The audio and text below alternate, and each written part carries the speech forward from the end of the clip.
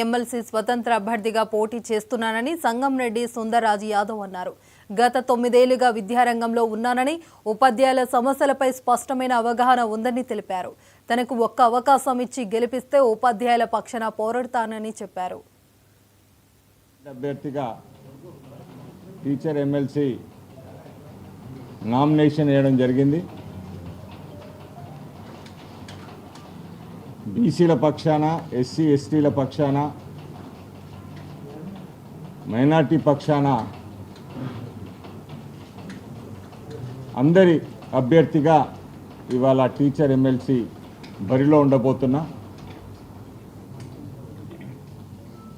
నా పేరు సంగంరెడ్డి సుందర్రాజు యాదవ్ అండి. నేను మాజీ కూడా చైర్మన్ ప్లస్ విద్యా వ్యవస్థలో 1992కి వెళ్ళి డిగ్రీ అండ్ పీజీ వ్యవస్థ ప్లస్ స్కూల్ ఎడ్యుకేషన్లో కూడా ఉన్నాను. దాంతోపాటు తెలంగాణ ఉద్యమంలో కూడా వరంగల్లో ముఖ్య పాత్ర పోషించాను. So last 3 times graduate MLC కూడా నేను బరిలో ఉండేవాడిని ఉన్నాను. కానీ అప్పటి పరిస్థితుల వల్ల నేను పోటీలో లేను. ఇప్పుడు ఖచ్చితంగా నాకున్న అర్హతలతో